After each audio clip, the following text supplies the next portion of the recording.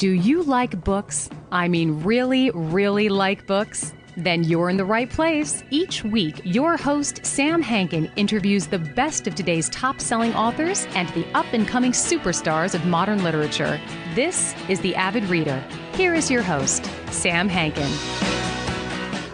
Everyone, welcome to another edition of The Avid Reader, brought to you by Wellington Square Bookshop. Today, our guest is Alec NevalaLee, author of Inventor of the Future, The Visionary Life of Buckminster Fuller.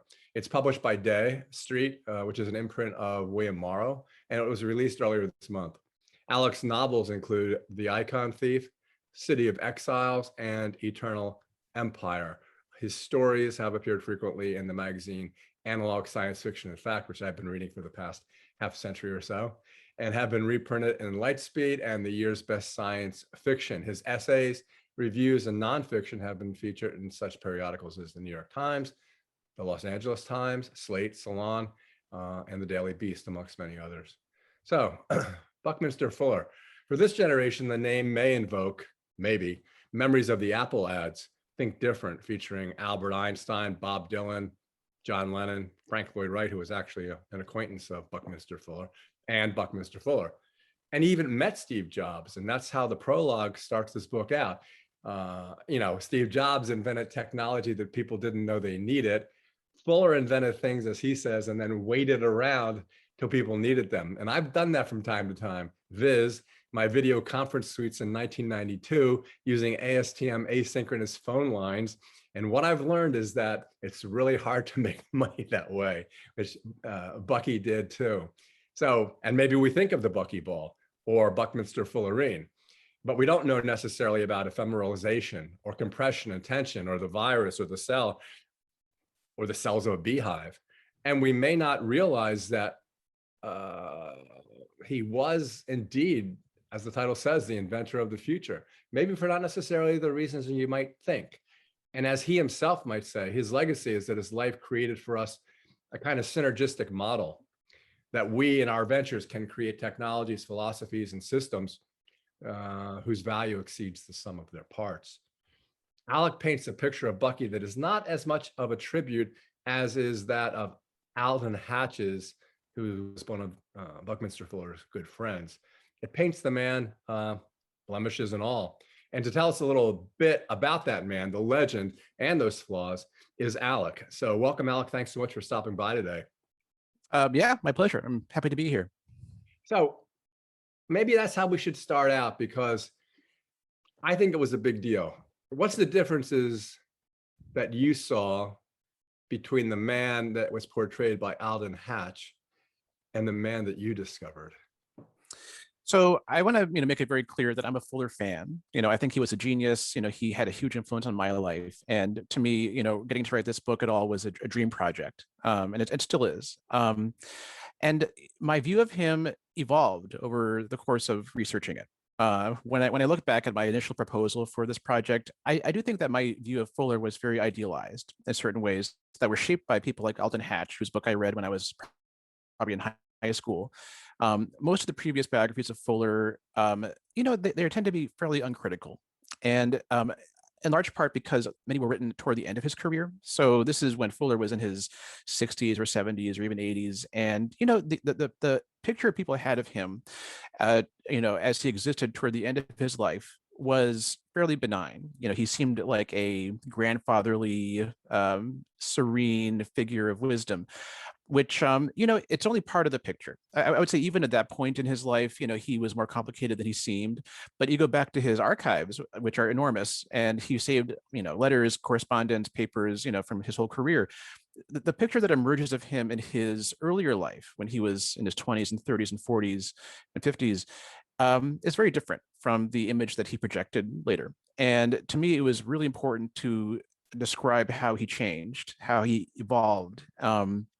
Because the Fuller that comes out of the archives is an incredibly driven, ambitious, in some ways self-centered person who is, in some ways, I like to say, a prototype of the modern startup founder. I see Fuller as kind of like the mid-century equivalent of people like Steve Jobs, and one thing, we've learned in the past few decades, it's that these are complex people. There is no you cannot become that kind of world historical figure like Jobs, let's say, without certain consequences. And I think previous books on Fuller were very good at describing the positive side of his career and his ideas, which I do think are often very compelling, but they were not especially candid about the costs. And I think my goal with this book was to paint a picture of Fuller that was more rounded, more balanced, and in some ways more useful. I think that, and I don't want to put words in your mouth, so I'm not gonna, well, I'll put words in my mouth. At sometimes it seems as if he was dissembling. Well, no, you say he's dissembling, exaggerating, prevaricating, exaggerating, and I would think maybe lying. I don't know if you'd go that far, but that was a revelation to me. But it's not much different than a lot of other people who've mythologized themselves, whether it's Elon Musk or Steve Jobs. Yeah, no, I mean, you really, got. I mean, I agree. I think that Fuller to me is a amazing example of what I see as a quintessentially American kind of figure who is a genius, has amazing ideas, but is also a myth maker and also deliberately shapes the narrative of his life to accomplish things. Like toward the end, especially Fuller, his greatest asset was his persona. He was a one-man show in some ways, who was around the world lecturing and trying to advance his objectives. And he goes back and he reshapes his life story to spread that message. And so he will downplay certain aspects of his career, like certain failings, and embellish others until he ends up with a story that is very effective and very, again, very compelling. One that was a big part of the reason that I was drawn to him so strongly when I was younger, and I think explains why he is still, a figure of fascination for a lot of people. But again, it was a deliberate tool that he used to get things done, and I think it's important to acknowledge that, and to even, I wouldn't say celebrate it, but to grant the fact that it worked. That Fuller was better than almost anybody else of his era in telling that kind of story and embodying these values for people. Yeah, and then evaluating and formulating your opinion of the man after having read Hatch's book at such an early age. I should tell the readers that there's 129 pages of notes that validate what you've written. Oh, and also there's great photos and illustrations. Some of these things I come at as a bookseller. So the first thing, everyone who comes in my book, whether you're supposed to or not, judges books by their cover. They're not supposed to, but they do. So it's a great title, as I mentioned in the introduction, because he was, whether he was the man he was or the man he portrayed, he was the inventor of the future. And the picture is so iconic because as he looks, oh yeah, hold it up. Yeah, I should show this because this is a Richard Avedon portrait of Fuller. Yep. That, to my knowledge, has never been reproduced in a book before. So I was delighted to find this picture because I think you're going to say it really captures something about him. This sort of ambiguity about Fuller that I hadn't seen in any other picture. He has that uniform that Steve Jobs and that Mark Zuckerberg has. It's just a different kind. Mm-hmm. But he's looking, and the glasses, of course, but he's looking at you as if almost telling you, you better believe what I'm saying. And I'm semi-warning you that if you don't, bad things are going to happen. I don't know how I got that, but do you get that kind of feel? Yeah, no, people are very struck by his expression. And I think it's very different. I mean, it's kind of out of reach, at the moment. But there are other books that put a picture of him on the cover where he just is kind of this beaming, benevolent, sort of visionary. He's staring off into the distance, And again, I understand the appeal of that image, but to me, that has become less interesting over time. To me, this Fuller, the one where you're not quite sure what he's thinking, is the one that I think is most accurate because I think he was a complex person in ways that previous books haven't really acknowledged. Agreed. And the other thing as a bookseller that I'm always fascinated by is epigraphs. And the reason I am is because I figure if the author thought enough to put those words before the book starts, he must have spent a lot of time doing so. So you got two, then you got a bunch of epigraphs that are essentially Fuller, the beginning of each part and the beginning of each chapter, which really was a smart thing to do. But the first one by Coleridge is from, I guess, Kubla Khan. That's right. And in Xanadu to Kubla Khan, a stately pleasure dome decree, you don't use that particular passage. But what made you think of that? Because of the ephemeral aspect of his work? Yes. So I've memorized that epigraph. All right. And I'll quote a couple of Go lines, ahead. so it starts, I would build that dome in air, that sunny dome, those caves of ice, and all who heard would see them there, and all would cry, beware, beware, his flashing eyes, his floating hair. Weave a circle around him thrice, and close your eyes with holy dread, for he on honeydew hath fed and drunk the milk of paradise. So you have a dome in air, all right? And to me, that is a symbol. When I read that poem again, because it's one of my favorite poems, and I Yeah. kind of just realized one day that this is a wonderful picture of Fuller, because we'll hopefully talk more about this later on, but he built physical artifacts, he built actual domes, or at least his colleagues designed and built domes that are still around. But his most lasting impact, I think, was ephemeral, as you say, and this is a concept that's very important to Fuller. But he could describe things, he could make you see things in his lectures that, in some ways, were just as compelling as building these things for real. Or he would use conceptual art, these amazing images of a dome over Manhattan, or of these like floating spheres, that he conceived of. So he kind of realized you don't need to build things to convince people of the validity of your ideas. You can build the dome in air, and if you speak, people will see it there. And to me, that captured so much about what Fuller did. And I was like, that's it. That's the epigraph. This is the image of Fuller I want to convey. Yeah. Doesn't it remind you of Frank Lloyd Wright's rendering of the Mile High skyscraper? Yeah. And he is envisioning the future. And then there's the Burj Khalifa, which, should a man's reach exceed his grasp? And Well, it's yeah, funny because like the Burj Khalifa, actually exists, which is amazing, but for Fuller and even for Wright to some extent, you kind of realize that these programmatic statements of intent in architecture, these mega structures that might never exist, but you have an image of them, that can inspire or at least excite people. I mean, it's an important development in architecture, that you can trace back to Fuller, this idea that you can be a force for design purely through words and images. yeah. And I'm looking at, because of that, I'm looking at, let me find it. Shoot. Oh, well, it. The second epigraph, which is from Borges. Yeah. You probably memorized that one too. I don't have that one memorized. I will read it because I think it's very revealing. This was originally the epigraph for the entire book, which I then displaced when I found the Coleridge, epigraph. So Borges is a huge influence on me. I think he's my favorite writer, and I just discover so much in him every time I go back to him. And here's the quote. So he says, the steps a man takes from the day of his birth until that of his death trace in time an inconceivable figure. The divine mind intuitively grasps that form immediately, as men do a triangle. So there are obvious like affinities here to Fuller's ideas. He talks about the divine mind a lot. He talks about the triangle a lot. So seeing those two things, combined in this quote from my favorite writer was, it seemed meant to be. But to me, that statement is about the act of writing biography. It's about the act of being someone who, in my case, you have this incredibly complicated life. I mean, Fuller lived for almost 88 years, and he was active for almost all of it. He never stopped, right? And so he's one of the few people where his life story is as eventful toward the end as it is at the beginning. And so there's just a massive amount of information here. And so just getting the chronology right was a huge challenge. And so I have hundreds of events in this guy's life.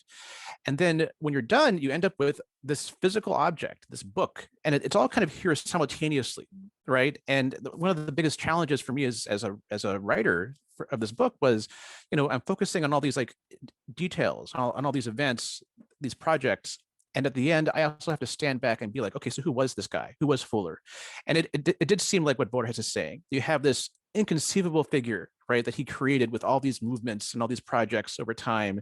And yet you stand back and this is the picture you have. And so, that epigraph is like a nod to what I see as like my challenge as a biographer. It's to like take this linear stream of information and convert it into almost like a hyper object, like something that you can look at and hold and say, okay, this is what this person represented. Yeah, it's funny because Borges is my favorite too. And then I thought about the Library of Babel when we started, because look at our libraries. Yeah, And it's that's like, great. hexagonal cells of an infinite number of books, of which one book has the infinite number of books in it. It's kind of like this, isn't it? Yeah, no, I mean, I read that story probably once a year. Yeah. I go back to Borges, to especially to Labyrinths all the time, because I always find stuff there that seems to resonate with whatever I'm doing. Yeah, I just bought a Borges book 2 days ago that actually had commentaries and essays that included essays with regard to the Aleph and ficciones. Mhm. Yeah, yeah. See, this is what a bookseller does. He just tends. We're trying to sell your book, and I'm just drifting off into Borges. No, hey, if people want to buy Borges too, that's fantastic. I mean, I can't recommend him enough. So we got to get to. Yeah, here's what I do. We need to get to the things he did. We need to get to the dome and. But a good way to start, I can still get away with this, is at the very beginning in kindergarten, talk about the peas, because there's the dome there when he's 6 years old.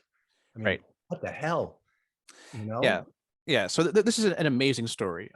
So Fuller went to what's called a Froebel school. So Frederick Froebel was this German educator who sort of invented the idea of kindergarten. And a big part of it was these objects that students would be given, like young children, like 4 years old, to play with, hands-on things like wooden blocks, right? Like, kids were not really given toys or blocks to play with until then. And this was a huge influence on people like Frank Lloyd Wright, on Le Corbusier. A lot of architects had this sort of moment of inspiration, that they never forgot when they were children, because of these what they're called, these gifts. And in Fuller's case, there's a famous story that he was given in school these essentially toothpicks and peas, and the students were told to build houses. And the way he recalled it, the other students, who had just seen ordinary houses all their lives, tried to build these rectilinear structures that were not stable. They would fall apart because those hinges, can bend. And Fuller, at that point, he was essentially blind. He was severely farsighted, and he had not been given glasses yet. And so he was working entirely by feel. And he claims that he built a tetrahedron, which is a triangular pyramid with 4 triangular faces, which was a stable structure. And after that, he may have built an octahedron, which is eight faces. And he later says that he built what he called an octet truss, which is a whole truss of triangular elements, let's say, which later becomes an important invention of his that he uses in a lot of these proposed projects. So this is a good story, and I think it's true to some extent. I think Fuller does say, he spoke to his kindergarten teacher, and she remembers this, and so I don't doubt that something like this actually happened. I do think that Fuller, again, he kind of mythologized it. He kind of embellished it a bit, because number one, he acts as though like his teacher had never seen anything like this, and it was so amazing that she never forgot it. But if you look at the actual textbooks that these educators were using, they're illustrations of tetrahedra and octahedra that students were encouraged to build. So this was not the first time that a student had built one of those structures in a kindergarten class. And the other interesting thing is that Fuller expands the story over time, because in the 50s he invents the octet truss, this sort of flat surface made of alternating tetrahedra and octahedra. And he discovers that Alexander Graham Bell had actually invented something very similar before he did. And so what he does is he revises this anecdote from kindergarten. And he says, oh, when I was 4 years old, I built this. And so I predate Bell. And the only issue there with me is that, okay, so you had this idea when you were 4 years old, and it took you 50 years to do anything with it, when you've spent your entire life, thinking about structure and building these things. So to me, it's obvious that he is embellishing the story. All right. And so this is a very common pattern in Fuller's life, where you have a seed of truth, you have an event that actually happened, and then he expands upon it to make a point. And I think this is a pretty good example of that. And the thing I want the reader to know when they come into my bookshop, and there it is on the front table, is that we're not saying, and you're not saying he was a bad man or he did something wrong. It's not that at all. And try to explain that, because here you're just talking about, you're actually saying he made something up. Yes. Well, I mean, I'm trying to avoid value judgments as much as I can, at least when it comes to this sort of thing, because to me, this stuff is inseparable from Fuller's genius. When you think of him as a startup founder, let's say, you know, this man's life is a manual for how to at least start certain projects and to kind of get the ball rolling in ways that I think are extraordinary. And so if you were a certain kind of person and you want to accomplish certain things, Fuller is a great role model. He's an amazing case study of how this kind of person operates.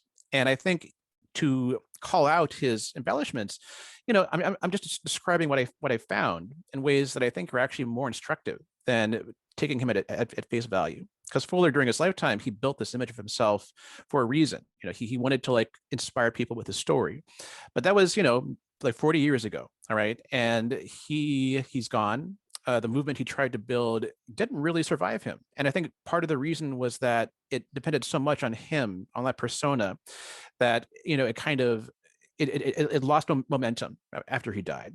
And I think, in the year 2022, we are much more aware of the reality of what it takes to become that kind of founder type. And I think for his ideas and, example to have an impact today, we just have to be much more honest and much more rigorous in how we talk about, the facts of his life. Because I think readers, they intuitively understand when they're being given a sanitized narrative. And I think for this book to be taken seriously and for Fuller to be taken seriously, I really have to go to like certain places that previous biographers have tended to avoid. Yeah, and also the fact that, depending on how you look at it, his life was a series of failures. Mm-hmm. In business enterprises and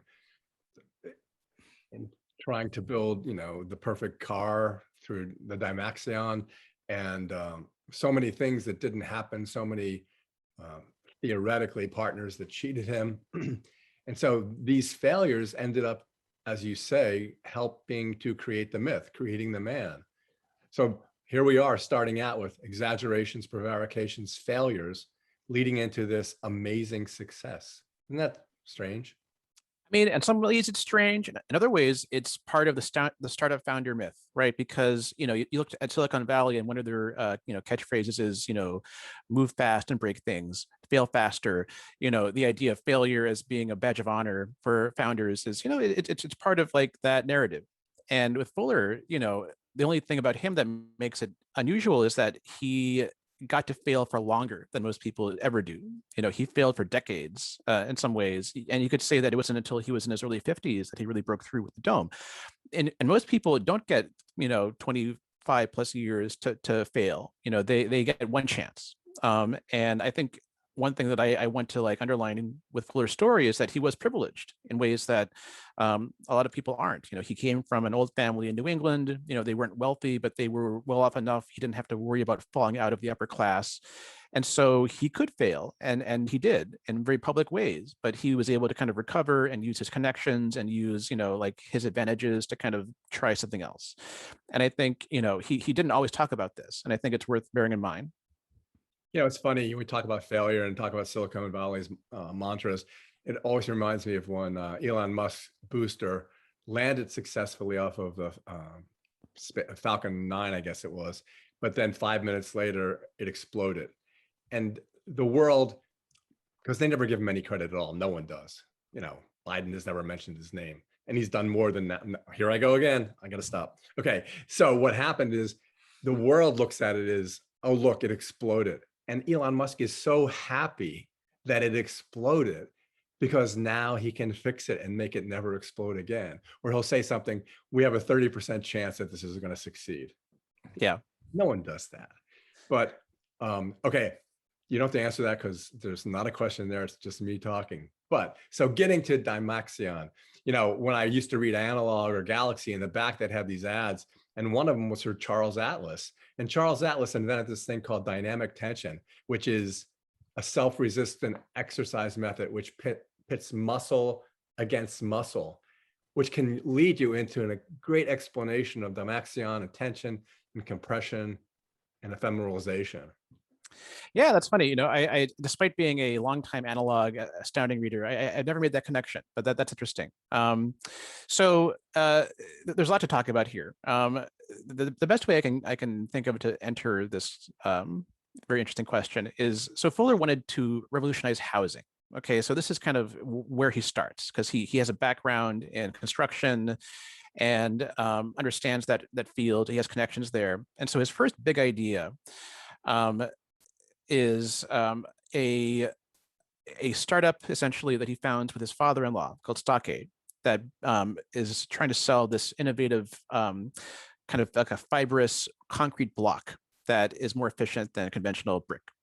And it fails. All right. And so Fuller's like, what happened? How can I make this better? And he comes up with the idea of a house that can be built in a factory and flown anywhere in the country. So a mass-produced house.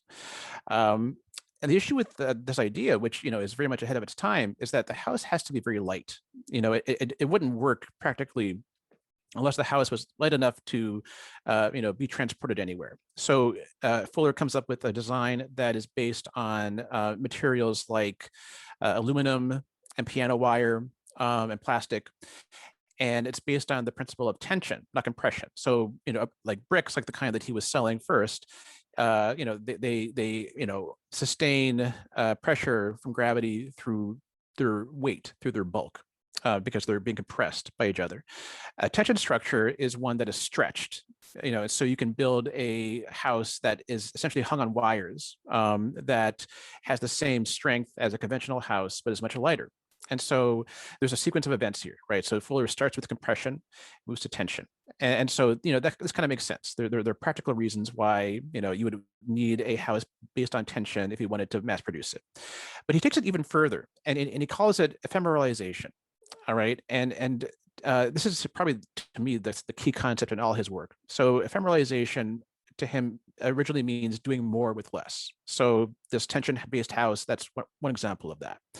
And so there are engineering principles here that I think are kind of easy to grasp. You want to be more efficient with materials, all things being equal, right? This is something to aim for. But he takes it further. He says, say, we start with compression, move to tension, and then everything ends up into the visual, and then they totally abstract until in the end, you can do everything with nothing. So this is like a pretty wild concept. And I think you can see examples of this in technology. You can see how, phones, computers, all these things, they get lighter, they get smaller, and in some cases they get totally abstracted. My phone is not simply a little computer, it is a portal to a unseen network in the cloud somewhere that does things that I couldn't do otherwise, right? And so this is a really powerful idea. And Fuller eventually not only embodies that in his ideas, but also in the course of his career, where he starts out building these houses out of these concrete blocks, moves into this hypothetical house that's built based on tension. Then he starts to, as I said earlier, move it to conceptual art, to these images that he uses to advance his goals, and finally to abstraction, to words, in his lectures, and finally into geometry, so that his professional agenda over time becomes almost he abstracts the idea of the corporation to the point where his main product line is geometry itself. And so he produces these axioms of geometry, and it's like a 20-year process going from these like houses that he has to build, one by one, to geometry itself. So again, like this is sort of like the defining arc of his career, where he is discovering these principles that he thinks will explain, and I think correctly, a lot of technological progress, but is also embodying them in himself in this, like, what I think is a really intriguing way. It's funny, your phone, when you held it up, it reminded me again about why I bitch about NASA all the time. That phone has more power than the Apollo 11 computer system. And I interviewed Terry Vert, I think, who's an astronaut who was on the space shuttle. No, I mean, he was in the ISS. And I said, how come NASA in 75 years can't do what Elon Musk does every day, landing boosters? And he got so mad at me. He goes, oh, it's because of government bureaucrats and stuff. And it's not. It's because Elon Musk does it and NASA doesn't. But, and it's also funny that houses are now the same as they were in 1900. You walk into a hallway, the living room's on the left, dining room's on the right, walk through that. There's the kitchen, there's the family room, take the stairs up, there's the master bedroom. They haven't changed. And he changed it all this time ago. So what? We don't need it. We haven't figured out yet that we need it. Why aren't they here? It's like, remember when one more thing, when you used to read popular mechanics or popular science, and there'd be a flying car, which he was going to do, or one of those suits that you'd fly around in the air. We don't have any of that stuff. Where did the future go? I mean, that's a great question. You know, I mean, I call this book Inventor of the Future, you know, in part for that reason, because Fuller did, you know, so the best way I can explain this, sort of some of my thoughts on this, is to say that, so Fuller obviously was a designer, right? And he took inspiration from people like Le Corbusier, who say, we have incredible advances in aircraft, in nautical engineering, in automotive engineering, and nothing in housing. And why is this? And Fuller was like, we should approach the house the same way we approach the car or approach the plane, right? Because you can see like massive progress in those fields, and very little of that progress in housing. And I think this is true. And you know, and this was true in 1929. It's true now. And the question is why? And I don't have a great answer to that question, but it kind of ties into like one of the themes of this book, which is that, you know, as much as I admire Fuller, I do think that he misses certain crucial social elements and change, you know, that he never really grapples with in a way that, you know, I find convincing. Because to him, everything is a problem of design. You know, you can find a design solution, you can find a technological solution to these problems. And looking around, you know, that hasn't been the case, right? Like, as you point out, you know, Moore's law and, you know, the Green Revolution, all these things have made technology and made these like basic life systems more efficient. You know, you look at my phone, compare it to like, you know, what NASA was using in like the 60s, and we've made enormous progress. So, you know, all the things that Fuller predicted in some ways have come true, at least in certain ways. You know, things have become more efficient, things have become smaller, things have become more ephemeralized. And yet, obviously we still are suffering from massive social disparities. And so, you know, to me, that says that there are issues that are not simple design problems. You know, these are issues that need to be addressed socially, politically, in other ways that Fuller, I would say he dismissed them. You know, he does talk about them at length, but for him, you know, he saw like social justice, you know, he saw activism as being a dead end. You know, he said, you know, students should start using their heads instead of using them as punching bags. And he was very dismissive of the civil rights movement in some ways. And, you know, a lot of the things that the people who loved him in the 60s and 70s were very passionate about. And I think this is a limitation. I think Fuller was so design focused, in part because this was his persona, his career depended on design, that he tended to neglect other alternative ways of addressing problems. And I think part of the reason that I wrote the book was to say, this guy had amazing ideas that I think are valid, but it's only part of the story. And that we need to kind of incorporate his design genius and his insights into like a more expansive view of how the world works. If I was going to take issue with it as in a devil's advocate position, why should he have to grapple with us? Isn't it just basically that he's right and we're a bunch of jackasses? Well, you know, I mean, Fuller was someone who wanted to get things done in his lifetime. He was, you know, a futurist, right? You know, and I think that's accurate. But he also kind of became a futurist almost inadvertently, you know, because that's how he was perceived. You know, he was seen as someone who was talking about the house of tomorrow, but to him, it was the house of today. It was the house he wanted to build, you know, right now and make these changes, you know, like during his lifetime. And he did not do that. And I think, and again, you know, it's a lot to ask of one man, obviously, but you look at the history of things like the Dymaxion house, and you see that these are good ideas that Fuller undermined because he was not good with people occasionally. He was not good with his partners. He was not respectful of, you know, his collaborators. He had trouble working with, you know, later on with students and with people who were actually the ones out there executing his ideas. And I do think that is a limitation. I think Fuller would have probably accomplished more tangible, lasting work if he had not made it all about himself. All right. And again, he's an exceptional figure. You know, there's a reason why I spent, you know, years of my life looking into him. But I also think that he failed in certain ways that come out of the exact same qualities that make him exceptional. Yeah, you're humanizing him here, and part of the book is like epistolary in fashion because you have all this reference material, and like I said, there's 129 pages of notes. But one way that, first of all, why is he writing that he's been to 1,000 brothels? I mean, Right. what the hell? Yeah. So there's some stuff here where so Fuller, he does acknowledge certain failings and certain mistakes, such as that, like line you just quoted. And it is, again, it's part of the narrative. To him, it is about, so we haven't even talked about this, but, Fuller always talked about this visionary experience that he had in 1927 that, changed his life. And usually he talks about kind of a before and after, where before, that period, he was drinking, he was, sleeping around, he was not faithful to his wife. And then he is gradually transformed and becomes aware that he is here to serve humanity. And, even though if you look at his own accounts of things, you can tell that he was not entirely a saint, even long after, that experience. But then you look at the actual letters and, the stuff that he saved, this is stuff in his archive that he deliberately preserved for people like me to look at. He was having multiple affairs up until at least the late 40s.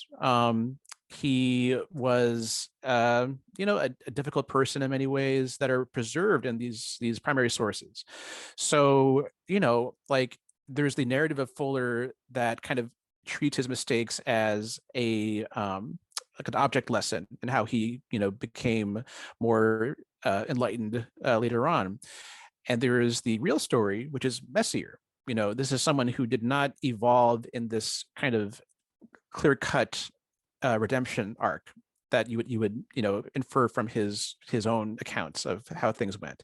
This is someone who kept making mistakes and was difficult and took wrong turns up until the very end. I wouldn't say this is a humorous book or what it wasn't meant to be humorous, but one of my favorite parts is where you talk about his moment of epiphany and that how he was silent for 2 years. And then you ended by saying he actually was talking all the time. Yeah, no, I think it is funny. I mean, I'm actually glad you said that because I do think of the book as being, I won't say it's like meant to be funny, but I think there are elements in the story that are amusing. And a lot of it comes out of that contrast, the sort of the story that Fuller told and these tales that he spins that can be very easily disproven using the exact materials that he preserved. The other thing that's very humanizing is, and he says, you only discover what you had by losing it. You don't miss your water till the well runs dry. And talk a little bit about his own personal loss and perhaps the most poignant one, his daughter, Alexandra. Yeah, so Fuller's firstborn daughter, Alexandra, died when she was almost 4 years old. And she died in large part because of health issues that actually started with the flu outbreak, the 1918 influenza. And she was always like sick, but she went through periods of better and worse health. And I think when she did die, Fuller never got over it. I think, this is implicit in the book, and I know this from talking to his other daughter, Allegra, who passed away only recently. He thought about Alexandra all the time. And I think that loss was one that, haunted him forever. And it took him a long time to kind of come to terms with what it meant for him. But I do think that within a few years, it's kind of hard to explain because she dies in 1922. All right. And it's not until 27 that he says that he had this visionary experience. But I think these two things are connected. I think that her death kind of freed him to pursue architecture and construction, and because he wanted to make up for some of the issues that he thought had been contributing factors in her death, things like overcrowding and unsanitary conditions and housing. And again, this is a narrative that he retroactively imposes on his life. It's unclear to what extent he actually was thinking about Alexandra when he starts to talk about these issues, but I think deep down that loss was devastating.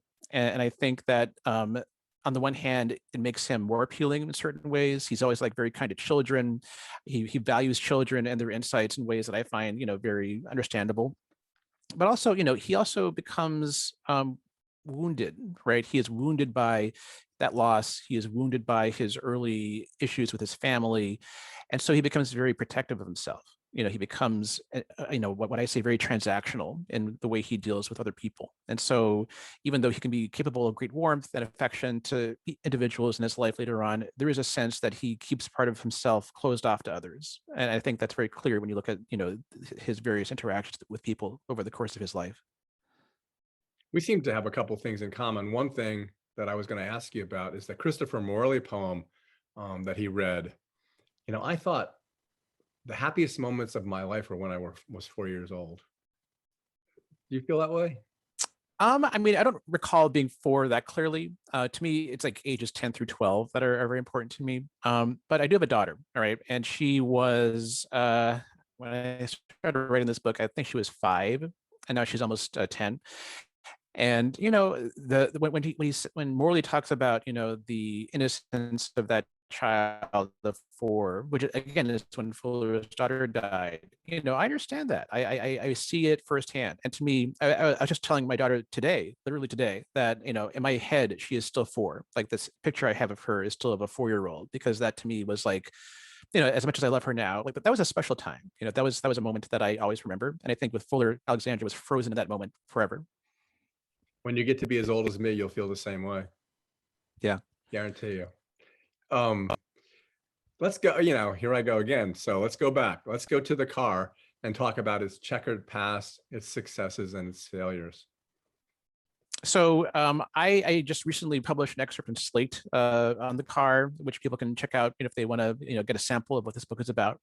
But the short version is that so Fuller has this idea for a house. And along with it, there's an idea for a car, because he sees the car as almost being like a part of the house that can break off and drive away, because he wants people to live in these decentralized communities. They can live wherever they want, and so a big part of that is transportation. And so for this vision of housing to make sense, it needs this vehicle that can go anywhere. It could even fly in theory. His earliest sketches of it are essentially for a hybrid flying, and driving vehicle. And then in 1933, he actually gets a chance to build it for real. And it's called the Dymaxion car. And, if you ever see it, it's a kind of a teardrop shaped car. It's ovoid with the larger end in front. It has 3 wheels, and it looks incredible. You look at these pictures now from 1933 and you're like, I can't believe this car existed. It looks so, it looks futuristic in kind of this, Buck Rogers way. It's a very exciting car to look at, and I remember being so into the car and so saddened by what I thought was the story of the car's failure, which is the one that Fuller told. Fuller said that, the car was great, but it was involved in an accident in Chicago in October of 33 that was the fault of the other driver. Another driver was trying to race the car, struck the Dymaxion car, the car rolled over and killed the driver. And to me, I always thought that was an incredibly painful story, because this was a good idea that deserved to be recognized, that was then destroyed by this freak accident. But you look back at the records, again, the things that Fuller kept, and you see that the actual story is very different, based on stuff like the inquest, notes that Fuller took and his collaborators took, the correspondence from that period. The Dymaxion car rolled by itself. There was no other car involved at any meaningful stage in that accident. And so it was a design flaw. The car was unstable, and it's very hard to read the sources without coming to that conclusion. So again, we have this story that in some ways is very instructive. I mean, Fuller made some design mistakes, but instead of, telling that story honestly, he revises it to make himself look more visionary and, say this is like an example of just the world or outside forces, not understanding what he'd accomplished. And this happens again and again. You see this again with the Wichita House in the late 40s. Fuller is very good at deflecting blame. If it's not convenient to make mistakes, whether they were design mistakes or interpersonal mistakes. And he tries to explain his failures by saying, oh, well, it wasn't my fault. The world didn't understand what I was doing. My partners didn't understand what I was doing. I meant to fail, so I could do something better later on. But these are all things that he retroactively revises to, make himself into the kind of person he wants people to see him as. Car did go 90 miles an hour, though. It did. He said 120, which I don't think is true. So again, like I try to be as accurate as I can here. And again, the Dymaxion car, I still have a very visceral, strong emotional, feeling when I see those pictures, because I remember what it was like to be, 12 and to be really into this design. But I think obviously, the story only makes sense and is only useful if you point out the fact that, there were flaws. There was one epigraph that this is one that for some reason I thought it was incredibly important, but I can't articulate why. And it says that there's two spheres, you and me. It's my awareness of you that creates me. And then I thought about it in terms of quantum physics, where my awareness of an object causes it to exist and causes it to change from before the observation you made. And it seems like those are somewhat diametrically opposed, but he's it seems like kind of humble of him that it's his awareness of something, the other, that allows him to be. So why'd you put it in there, and what does it mean? Well, I'm glad you asked, because I spent a lot of time on those epigraphs. All right, so with the exception of like the two we just discussed, they're all from Synergetics, which is Fuller's sort of magnum opus book that was published in the 70s. That, well, maybe not the first one, but this is sort of the definitive book. It's been important to me for a long time, and so the epigraphs I chose in many ways were moments in Synergetics that I didn't have time to discuss elsewhere that I wanted to include, and I wanted to fit them into places in the story where they made sense or where they would resonate with the context of his life. And the quote that you just read is from the chapter that's mostly about his marriage. When he first met his wife Anne, and the earlier years that they spent together. And to me, like Fuller, it's funny because in some ways he is a difficult person to like once you get to know him better, once you get to understand his motivations and his behavior a little more. But at the same time, there is this sentimental side to him, this loving side to him that I hope comes through, because he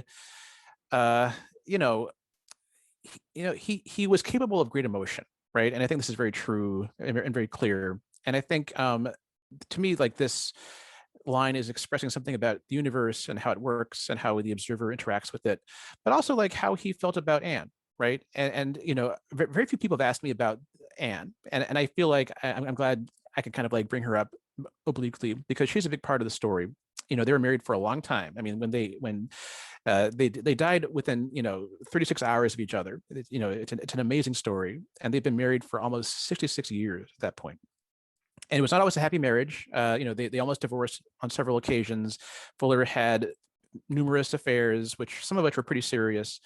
Anne was eventually kind of like left on her own while Fuller just went around the world doing his thing. But that marriage to me is the heart of the story, right? Because I think Fuller saw something in Anne that he needed. He was incredibly lonely at that stage in his life.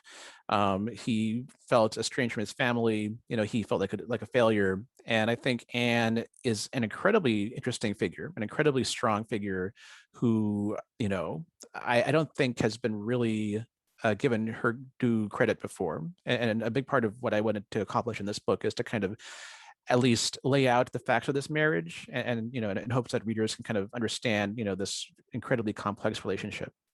Yeah, you really take away from it the fact that she was really put upon, that she took a lot that no other woman that I know would, but she was very resilient, and she was a hard worker. Yeah, and there is so much love there early on, right? And I think that never went entirely away. I think it gets Anne gets a little bit lost later on because Fuller's life becomes so crowded with events and other people. But, it was important to me, at least in that chapter, to establish this marriage, because it is the one constant throughout the entire story. Yeah, the funny thing is he's this little guy, which does I could be canceled for that now. And the other humorous thing, and that wasn't meant to be humorous, is as soon as he has a dalliance, he writes, I love you so much. I'll love you forever. It's such a guy thing to do, isn't it? Yeah, yeah, and again, like I try to give credit to these other women too, because I think Yeah. a lot of them, especially Cynthia Lacey, who he had an affair with in the 40s. These were also creative partners. These were smart women who were drawn to him. I mean, he was very charismatic, in some ways, but they also were drawn to his ideas, and they played a big part in a lot of these projects. And so it was important for me to like capture some of that excitement too. Let's go to let's go to the dome, Buckyballs, Buckminster Fullerene. Maybe we could start with Disney because there was issues there too. So whenever I try to explain who Fuller is to people, and I would say many people have no idea who this guy is, I say, well, Epcot Center, Spaceship Earth, this geodesic sphere, and they say yes. And to me, like that is the most visible, like cultural legacy of Fuller's ideas, because that ride, it is a ride, is essentially Disney appropriating Fuller and his most famous design and his most famous metaphor, and they do it in the 70s without asking him. And this to me is amazing because Fuller has spent decades trying to retain control over his projects. And he finds out about Epcot Center by accident because John Denver, the singer, who's his close friend, like is at Disney for a different meeting entirely. And he happens to see these sketches for Future World. And he tells Fuller, oh, Disney's doing this thing. And Fuller is, I think, taken really off guard. And Disney eventually invites him to come talk to the Imagineers for a day, but it's pretty clear they really had no intention of ever contacting him because at that point, his ideas, they had been absorbed into the culture so completely that Disney felt as though it could treat them as though they were like in the public domain. And that to me is amazing because Fuller, I mean, again, like he was someone who would have loved to have like worked with Disney and have been in charge of that project. But at that point, in some ways, he was so successful, and like sort of inculcating, these ideas into the culture that Disney felt free to just take them for itself. Let's move on to the science and the, again, almost synergistic and haphazard way in which chemistry decides that, I guess, art imitates life. Yeah, so this is a great story. So the thing about the dome, as a kind of like a preface to all this, is that Fuller starts to focus on the dome at a time when he does not have a lot of resources. He's already failed in Wichita. His prospects of raising more money for a big housing project seem pretty minimal. But he has this idea based on geometry, which he's obsessed with, for this enclosure, this hemisphere, made of intersecting triangles that becomes the dome. And the nice thing about the dome is that he can build it out of almost anything. He can go to the hardware store and buy some sticks and string and wire and build it at home. He uses Venetian blind strips, for his earliest domes. Later on, domes are made of plywood or cardboard. So you can make it for almost nothing. And you can make it over the course of like a long college seminar. He spends a few weeks at a college and, he doesn't have a company anymore, but he has students. And so these students can get to work building a dome. And in 6 weeks, you're done. And it looks great. And it photographs well, it looks futuristic. So this is an amazing invention. This is a thing that, he can do on a budget, right? So that's sort of like the pragmatic reason why the dome becomes successful for him. But what I find really interesting is that it ends up being incredibly useful, as you say, for chemistry and biology, because this is kind of how nature builds. Like you see structures that, look like a dome or that seem to follow similar rules as the dome in virus structure and the interior of the cell and Buckminster Fullerene, this carbon atom or carbon molecule that looks like a geodesic sphere. And it's for the same reason. Like nature wants to be efficient. Nature wants to build cheaply. Nature wants to be able to arrive at structures that can be reproduced widely at minimal cost. And Fuller, arrives at the dome because he's in the exact same situation. He has no money. He has nothing except for some college kids and some cardboard. So what do you build? You build something like the dome that has this geometry that allows it to be, reproduced. And this is why the dome appears in viruses and it appears in in nature. It's not an accident. It all kind of comes from the same place, and that to me is like one of the most like interesting things about Fuller's story. The most, I think of this as almost like in a Disney-esque way, but it's like these bunch of bees get together and they go, we got to figure out how are we going to get as much honey in here using as little wax as we possibly can? You know, isn't it kind of like that? Yeah, no, I mean bees. So the honeycomb, or it's a hexagon, and the hexagon is what you get when you have these circles essentially that get pushed together. You have a Oh yeah. and same thing with bubbles. So there's a famous book called On Growth and Form by Darcy Wentworth Thompson that Fuller read that talks about this, like how if you stick soap bubbles together, you get structures that look like a tortoise shell. It's remarkable. But all these things happen for a reason. Like nature is operating under certain principles that Fuller kind of independently rediscovers, because he again is constrained in the exact same way, and he's not necessarily copying nature. He's kind of arriving at this stuff himself because he has just he only has a limited amount of money and time and resources to get things done. It's funny, we could go on for hours about everything, but one thing that I had in my mind is the sphere thing. Is you could write entire books about it, but the idea of a central sphere and then spheres around it made me think maybe you can write a story about it, of a space station or a space habitation in which you have a central sphere surrounding it. You have the ability to create artificial gravity because you can have it rotate at 2 revolutions per minute. Isn't that amazing? That those illustrations are really helpful, because I couldn't have imagined it without the pictures.